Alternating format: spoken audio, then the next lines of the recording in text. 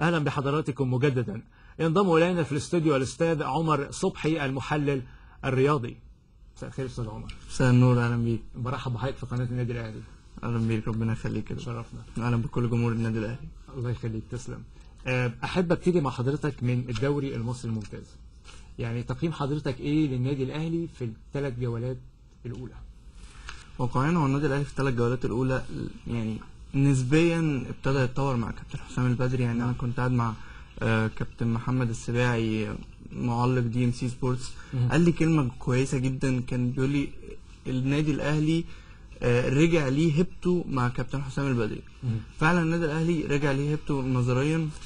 النادي الأهلي رجع يكسب تاني في أي أداء بيأديه، زي ما كنا بنشوف في الفترات السابقة، عكس من قبل فترة جريدو. النادي الأهلي فعلا كان بيكسب سواء أداء سيء أو أداء متوسط، ولكن هيبة التيشيرت الحمراء وهيبة شعار النادي الأهلي ووجود لاعبيه في الملعب كان فعلا هو ده اللي بيقود النادي الأهلي للمكسب، وده اللي قدر يرجعه كابتن حسام البدري ويغرزه في لاعبيه. يعني أعتقد في التقرير اللي اتقدم اللي هو الراجل المواطن اللي كان في عربيته قال لك كابتن الخطيب كان عارف تيشيرت النادي الأهلي، كان عارف يعني ايه النادي الأهلي، عارف يعني ايه القلعة الحمراء. كان بيلعب على أساس الروح وعلى أساس الجمهور ومسؤولية الاسم. هو ده اللي كابتن حسام البدري قدر يرجعه في النادي الأهلي. نعم. فعلا قدر يخلي النادي الأهلي هو لحد دلوقتي ما قدرش الامور الفنيه يظبطها كلها او يتحكم فيها كلها، لكن التوقف ده اعتقد ان هو جه في مصلحته كويس قوي. طب يعني بما ان حضرتك ذكرت كابتن حسام البدري، يعني هي دي التجربه الثالثه او الولايه الثالثه دي مع النادي الاهلي، هل انت شايف ان هو في لمسه مختلفه عن ما سبق قبل كده؟ يعني الكابتن حسام مع الفريق دلوقتي حاليا كابتن حسام البدري فكره معروف للجميع، وفكره سواء كان مع النادي الاهلي في الفتره الاولى او الثانيه من خلافته او الثالثه حاليا. هو كابتن حسام البدري معروف، هو دايما بيعتمد على الناشئين بشكل كبير. دايما ابناء النادي الاهلي هو بالنسبه له دول دايما كلمه السر في الفريق، بيعتمد على الناس فعلا اللي عارفين تيشيرت النادي الاهلي بتتكلم عن ايه. كابتن حسام حتى اسلوبه في اللعب معروف، وفي التاكتكس بتاعته الطرق معروفه نفسها. اعتقد ان هو ما غيرش كتير في الاداء على قد ما غير كتير في فكر اللاعبين نفسهم ويرجعهم تاني، ان هو يرجعهم تاني لازاي انت بتلعب من اجل اسم وتيشيرت. ما غيرش كتير لا في الاداء، لكن خلينا نقف عند اختيار كابتن حسام البدري. كابتن حسام البدري اخيرا الفكر المصري ابتدى يتغير، وابتدينا نرجع تاني لمدير فني مصري بعد اختيار اعتقد كان خاطئ لجريدو. جريدو اتكلمنا كتير على جريدو ان هو نزل بفرقه زي فيا ريال دوري درجه ثانيه في الدوري الاسباني، ونزل يعني كان مدرب دون المستوى لاسم النادي الاهلي.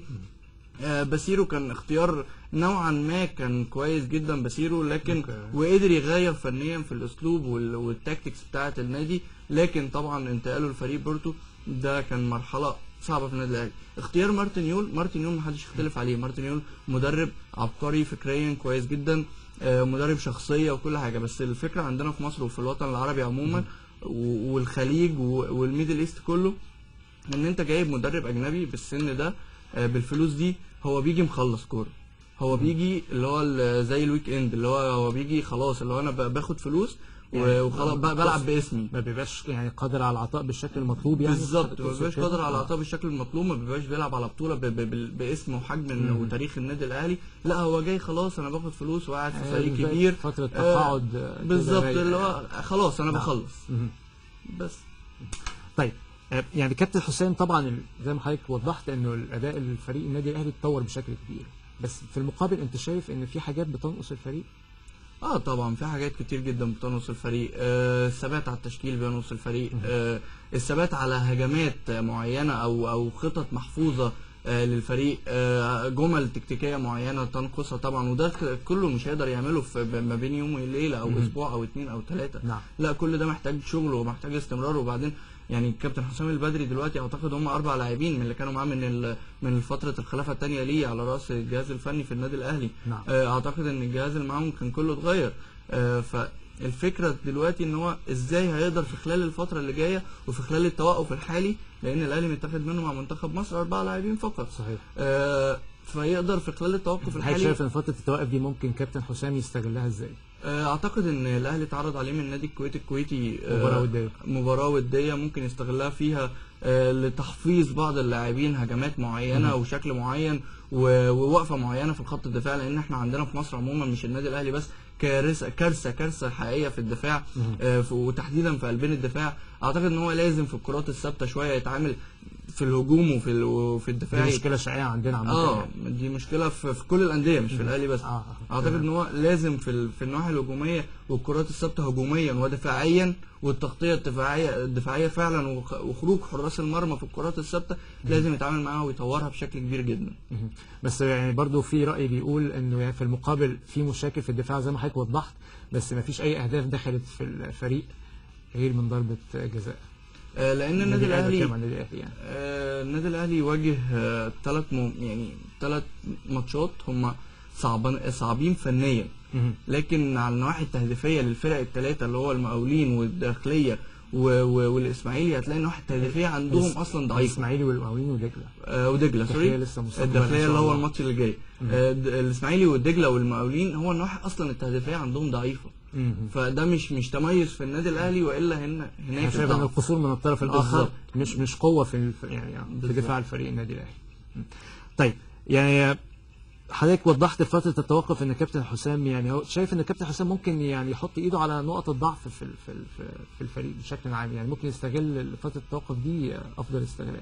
اكيد، وهو قادر طبعا على كده. هو كابتن حسام البدري مدرك تماما للحاجات او الاشياء اللي بتنقص النادي الاهلي وللجمل التكتيكيه المعينه اللي بتنقص النادي الاهلي. الراجل مش اول مره يدرب الفريق، لا عارف كل ركن في النادي، وعارف كل لعيب بيفكر ازاي. وهو يعني حتى هو بره تدريبات النادي الاهلي او بره القياده الفنيه للنادي الاهلي، هو كان متابع جيد للنادي الاهلي، وكان عارف في اي لحظه ان هو هيرجع ويلبي خدمات النادي الاهلي ويرجع تاني على راس القياده الفنيه. يعني حضرتك شايف ان فتره التوقف دي توقيتها مناسب جدا وفي مصلحته جدا. على عكس الزمالك متاخد منه 8 لعيبه وهيرجع يلعب نهائي كاس نهائي البطوله الافريقيه. فتقريبا اللعيبه ارهقت اكتر من الاهلي، لكن الاهلي متاخد منه 4 لعيبه، منهم حجازي ما لعبش اخر ماتشين مع الاهلي. منهم كابتن شريف اكرامي. فالغيابات مش هتكون مؤثره بالنسبه له، يعني عنده القوام الرئيسي موجود. طيب هنتقل مع حضرتك ان شاء الله مباراه الاهلي والداخليه. توقعات حضرتك ايه للمباراه؟ واقعيا هتكون الداخليه الاهلي مسيطر بشكل كبير جدا في ماتش الداخليه، لان الداخليه من بعد ما رحل كابتن علاء عبد العال وجه كابتن ضياء عبد الصمد، الداخليه ظهر بمستوى ضعيف نسبيا عن مستواه مع الكابتن علاء عبد العال. يعني كنا بنشوف الداخليه في الموسم اللي فات لحد الجوله الثامنه، اعتقد كان في ما بين الاول والثاني، والموسم اللي قبليه لحد الجوله ال11 ما بين الثالث والرابع مع كابتن علاء عبد العال. لكن حاليا الداخليه مع كابتن ضياء عبد الصمد بتقدم مستوى ضعيف، ما بتقدمش النواحي التكتيكيه اللي ممكن تاثر على النادي الاهلي، على حتى يعني سواء مثلا اللعب على قلبين الدفاع او اللعب على الاطراف. كل دي حاجات يعني يقدر كابتن حسام البدري في خلال التوقف ده يتعامل معاها بشكل سهل جدا، لان الداخليه ما عندهاش البدائل او الفروق الفرديه اللي ممكن تاثر على النادي الاهلي، وكذلك الفروق الجماعيه على فريق زي فريق النادي الاهلي لا مش موجود. فالاهلي عموما لا هيكون راكب الماتش، والماتش بتاعه اللي هو وممكن سكور كمان، ممكن يلعب على السكور كمان. طيب ما هو برضه في المقابل ممكن برضه كابتن ضياء عبد الصمد يعني يستغل فتره التوقف في ان هو يعني يعيد ترتيبات حساباته ويعيد صفوف فريقه. هيعيد صفوف فريقه دي لو عنده بدائل على الدكه بره، لكن كابتن ضياء عبد الصمد ما عندوش البدائل على الدكه بره اللي تقدر زي ما قلت لك الفروق الفرديه اللي تقدر تغير في النواحي التشكيل الفريق او تغير في اداء الفريق. لا يعني حضرتك شايف حتى فتره التوقف دي مش هتبقى مفيده بالنسبه له في ان هو الخيارات محدوده عنده. هي الخيارات محدوده، هي هتبقى مفيده نوعيا بس في اداء وشكل ممكن يثبت عليه، لان الراجل بقى له 3 اسابيع بس مع الداخليه او 3 جولات مع الداخليه من بدايه الدوري العام، فممكن بس يثبت نوعيا على بعض الجمل التكتيكيه او بعض الفرص او بعض الاخطاء الدفاعيه اللي كان بيتعرض لها فريق الداخليه في الفتره الاخيره. يعني على الفنيات يعني بالظبط، لكن فروق فرديه او تغيير في التشكيل ما اعتقدش. الداخليه يعني حتى الميركاتو او الموسم التعاقدات اللي دخلها في الصيف اللي فات ده ما كانش قوي بحجم تعاقدات زي الاهلي. نعم. فكابتن حسام البدري طبعا عنده الفتره التوقف الدولي دي هتساعده اكتر بكتير جدا من الداخليه. صحيح. طيب نرجع للاهلي زي ما حضرتك قلت، ومفترض ان شاء الله ان هيبقى فيه يعني ينضم لاعب جديد في يناير، فحضرتك تتوقع ايه المراكز اللي ممكن يعني تحتاج دعم؟ اعتقد ان النادي الاهلي في يناير هيركز بشكل كبير جدا على حاجه من الاثنين، يا مهاجم راس حربه 9 وده لان هو ناقص النادي الاهلي فعلا بعد كمان تعرض المهاجم الحالي للاصابه اللي هو دلوقتي بيتعالج اعتقد، يا حمودي بالاسم، حمودي مش بالاسم. مركز حمودي، لا حمودي. هو هيحاول التعاقد مع حمودي لانه حاليا حمودي بيلعب في حفر الباطن السعودي. انتقل بعد انتهى عقده مع بازل السويسري، انتقل لحفر الباطن السعودي، ممكن يرجع على النادي الاهلي لان فعلا هو الاهلي محتاجه شويه، لكن الاهلي محتاج اكتر. مش راس حربه من المفترض كده. اي لكن انا كنت لسه هكملك لكن الاهلي محتاج اكتر راس الحربه التسعه ده، لان فعلا الاهلي محتاج قوه هجوميه او فعلا المهاجم اللي بيخلص في الصندوق اللي هو انصاف الفرص، اللي هو مش لازم انفراد او كده، لا المهاجم اللي يكون بيخلص فعلا. طيب لو انه ممكن مثلا يكون في لو هيكون لاعب اجنبي، ليك توقعات معينه؟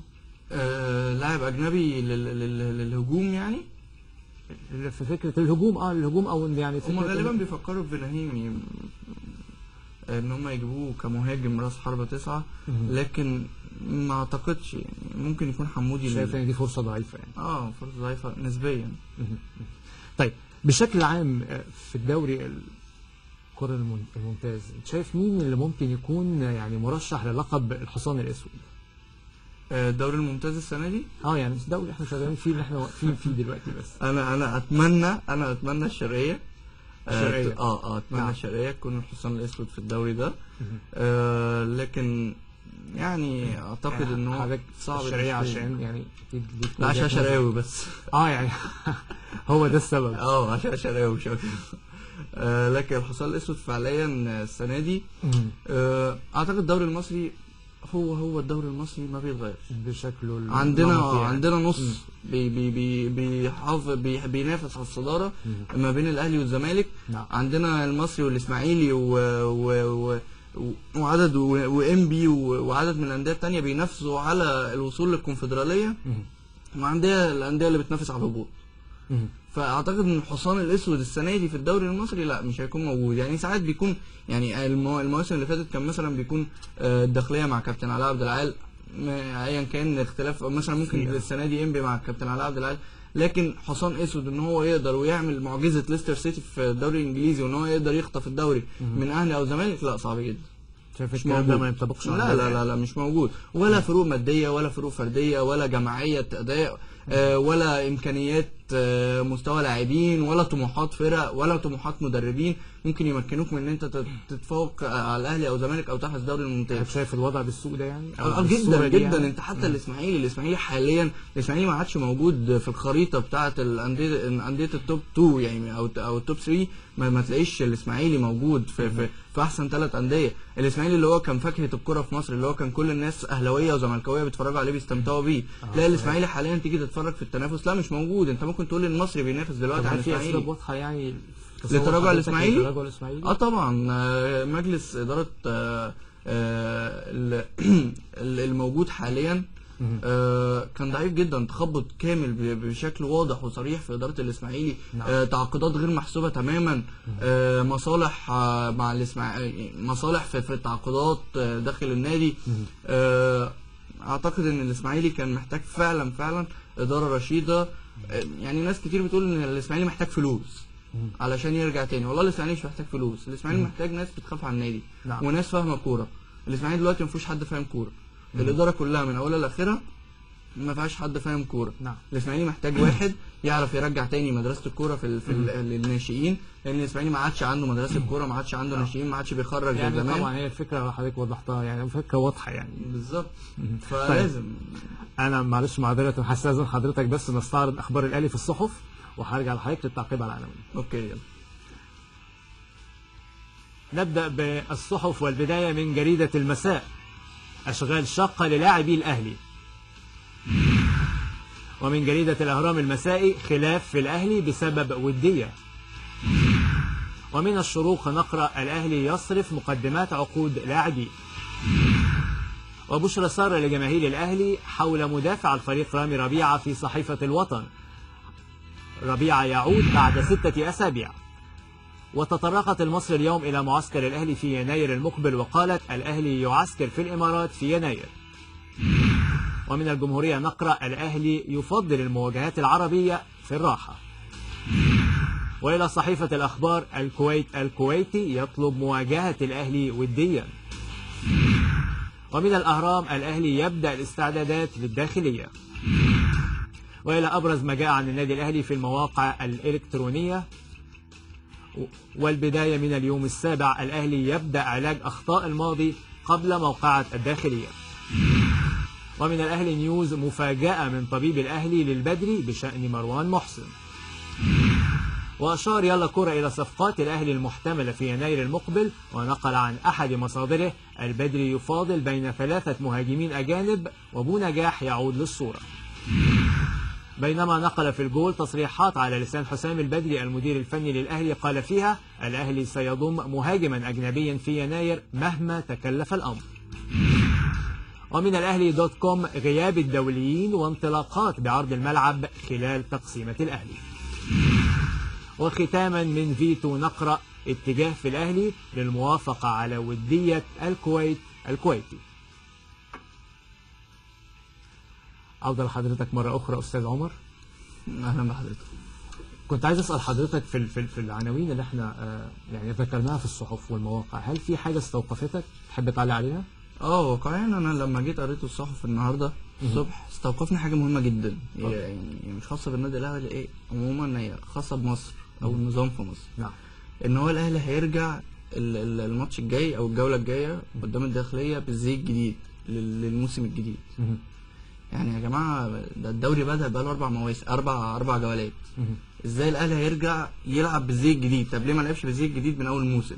يعني في العالم كله والله ده العادي في العالم كله، والغريب في مصر، يعني اللي بيحصل في مصر ده غريب، ان الناس او الانديه ما بتبداش بالزي بتاعها الجديد من اول الموسم.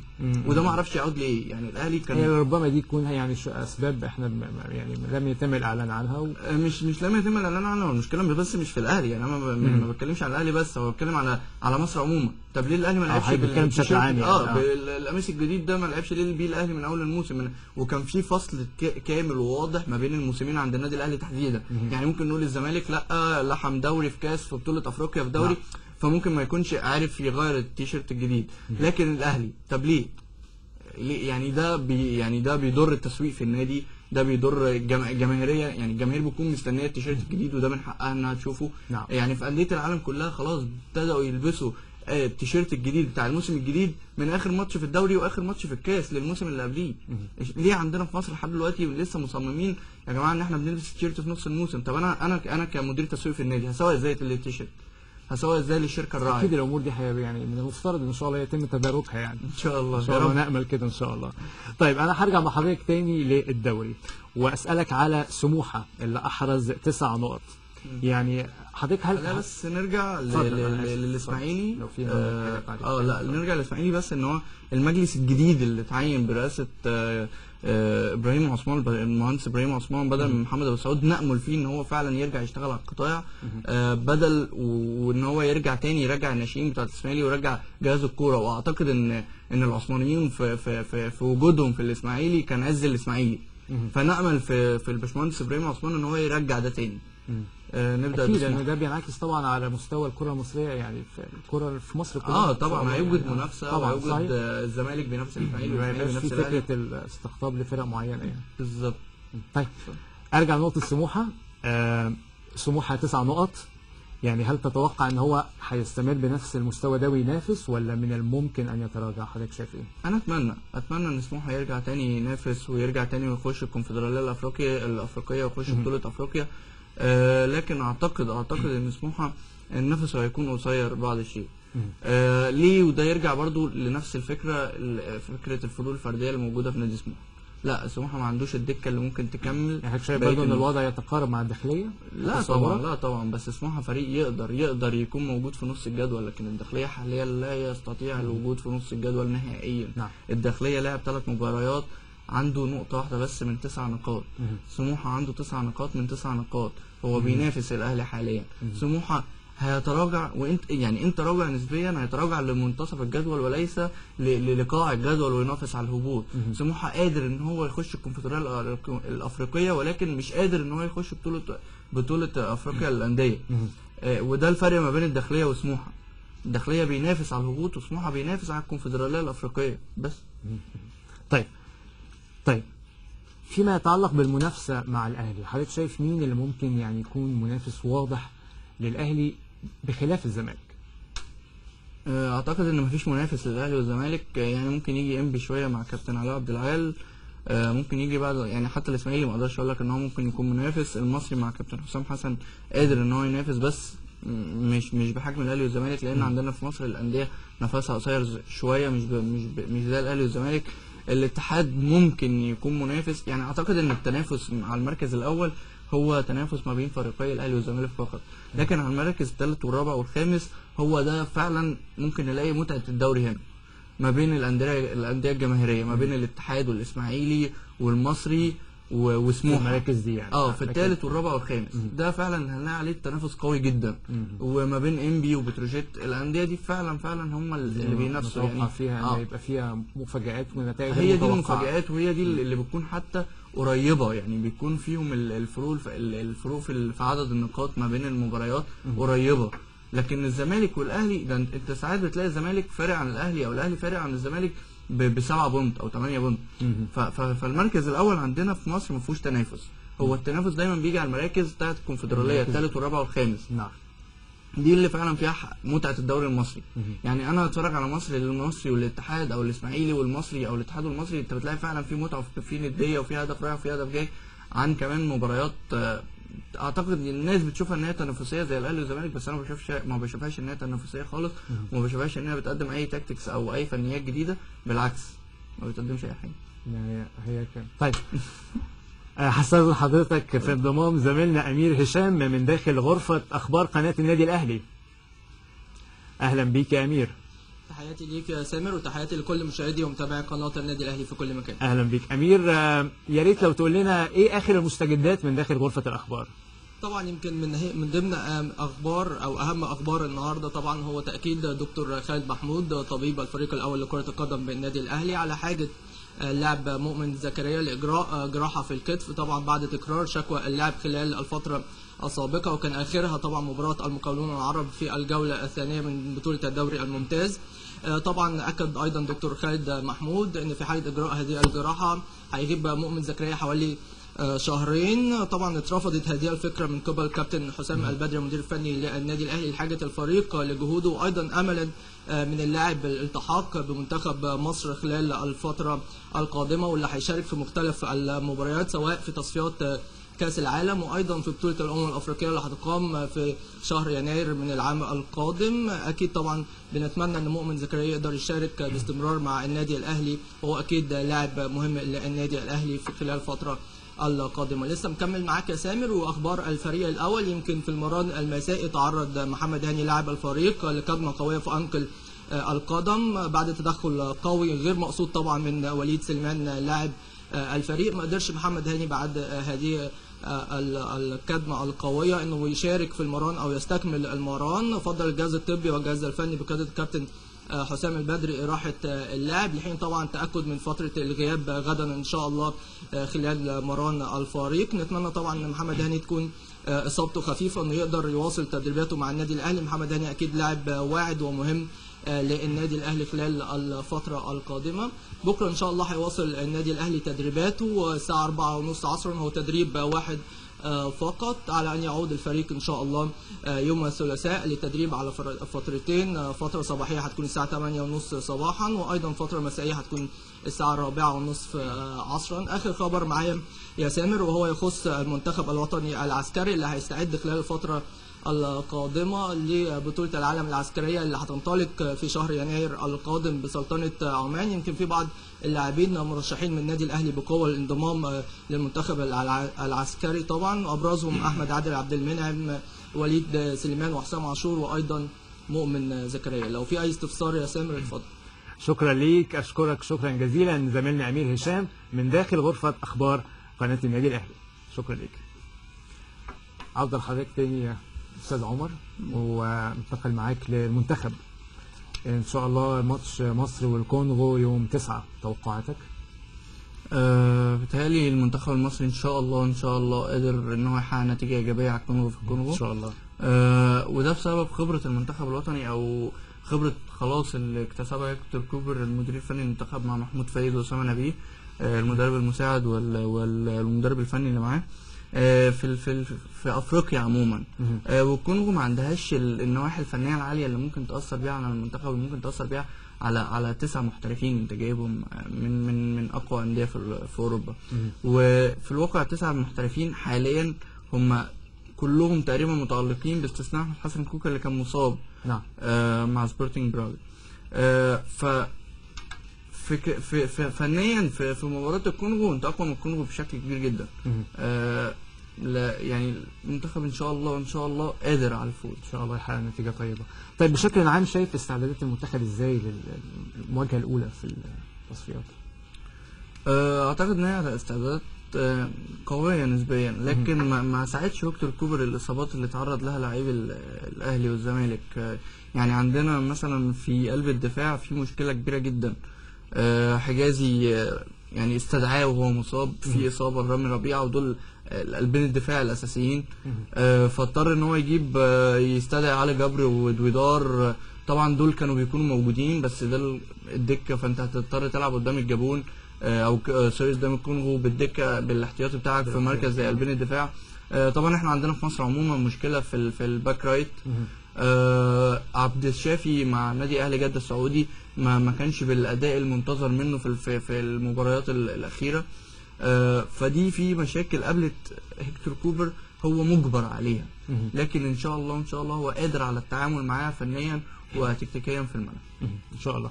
طيب حضرتك شايف ايه ممكن في تصورك يعني التشكيل الامثل اللي ممكن كوبر يعتمده في يعني مباراه الكونغو؟ هو عموما التشكيلات في المنتخبات تحديدا بتعتمد على قوة الفرق للأندية اللي منها المنتخبات. بمعنى ان مثلا في اسبانيا منتخب اسبانيا بيعتمد بشكل كبير جدا على التشكيل الاساسي لبرشلونة. ولما التشكيل الاساسي لبرشلونة اتحول بقى معظمه من امريكا الجنوبية، ابتدى ان هو يحول على ريال مدريد واتلتيكو مدريد، لان يعني صحيفة ماركا الاسبانية المعروفة بانتمائها الكبير جدا لريال مدريد احتفلت واصدرت في غلاف عددها الصادر اول امس ان 6 من ريال مدريد عادوا تاني للمنتخب الاسباني، وان هو يعتمد عليهم بشكل اساسي. نعم. فدايما بنلاقي ان المنتخبات الوطنيه بتعتمد على التشكيلات الاساسيه للانديه اللي بتلعب في وطنها. فعندنا هنا هو جايب 8 لعيبه من الزمالك، وده طبيعي جدا ان هو يكون جايب 8 لعيبه من الزمالك، لان الزمالك هو المستمر في البطوله الافريقيه وهو اللي عنده النواحي الفنيه عاليه نسبيا، وده بسبب تصدره في البطوله الافريقيه. بس هو في نفس الوقت جايب، يعني اسف للمقاطعه، بس هو جايب 4 من الاهلي. برضه ده طبيعي؟ 4 من الاهلي بس منهم كابتن شريف اكرامي. هو ده انا شايف ان ده عدد قليل. لكن برضه لو بصينا على اصابات الاهلي فهنعرف ليه 4 بس من الاهلي، لان الاهلي فيه اصابات كتير جدا. ممكن ده السبب اللي خلى طبعا زي مؤمن مثلا، هو دايما كان بيستدعي مؤمن زكريا ومؤمن مصاب. زي مروان محسن كان دايما بيستدعيه مصاب. فهو دي الحاجات اللي عملت معاه فروق بس. لكن ما فكرش هو يستدعي مثلا حسام غالي وليد سليمان؟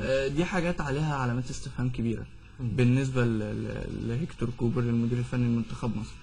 ليه عدم استدعاء حسام غالي؟ ما حدش يعرف، بالرغم ان حسام غالي في الفتره الاخيره قدم مستوى اكثر من رائع. صحيح. مع النادي الاهلي في ال3 مباريات الاخيره. استدعاء لاعب زي حسام عاشور مع النادي الاهلي، ليه مع عدم استدعائه؟